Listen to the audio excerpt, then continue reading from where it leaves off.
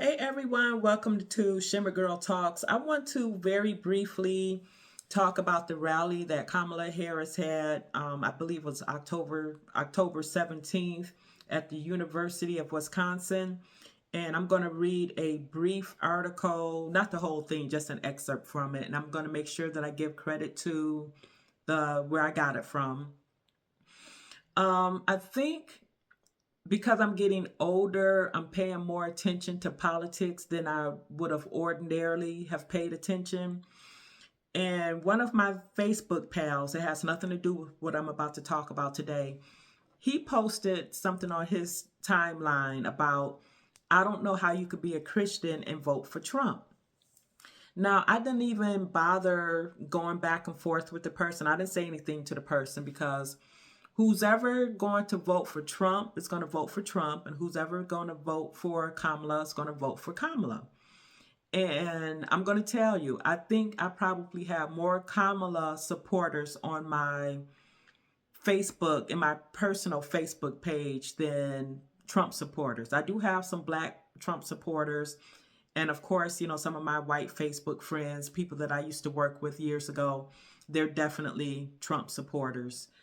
And so anytime I try to talk to a fellow Christian about Kamala and the Democrats in general about their anti-Christianity, it's like they just gloss over. They want to just call out Trump, he's, whatever the media says about Trump, they just suck it in, and then they accuse me of, just taking sound bites from Fox News or something like that. And I'm like, if anybody's taking sound bites, it's you all.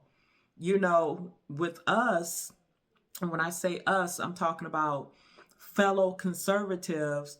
We tend to hear both sides, and we make our positions from there. So at a rally in Wisconsin, or the University of Wisconsin La Crosse, I guess when Kamala Harris started talking about pro deletion of baby rights, the students started shouting, "Christ is King." And Kamala said, "Oh, you're at the wrong rally." And I just want to know what Christians feel about that, a true Christian, because like I said, some of the Christians that I've talked to in my personal life, and it hasn't been a lot because I don't talk about politics like that with people in my personal life, but they're so bent on hating Trump that it doesn't matter. I mean, and Trump came forward and said Christ is king in response to this.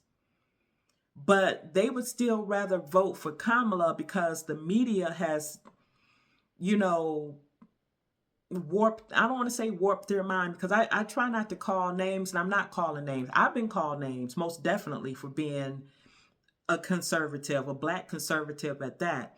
But they've let media tell them, hate Trump, orange man bad, you know. But Biden can have a trans visibility day on Easter, and we all know he would not have done that to any other religion. These young men can shout out Christ is King, and Kamala can tell them, well, you're at the wrong rally, and Christians are ignoring that. Now, they could have shouted out Satan is Lord or something like that, dollar to donut, she wouldn't have said nothing. So I'm going to read this real quick, and I got this from, I want to make sure I give the right credit. It's MSN. I don't watch MSN. Wait a minute. Yeah, I think the article is from MSN, and like I said, I don't watch that channel.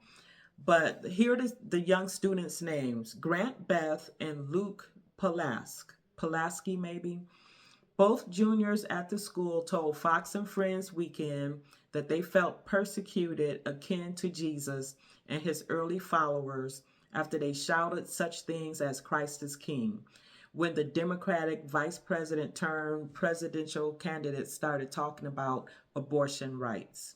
One of them said Harris even sarcastically waved to him and gave him an evil smirk as he held up the cross around his neck and pointed to her while being booted with his pail. I was pushed by an elderly woman. We were heckled at, we were cursed at, we were mocked, and that's the biggest thing for me personally, Beth said.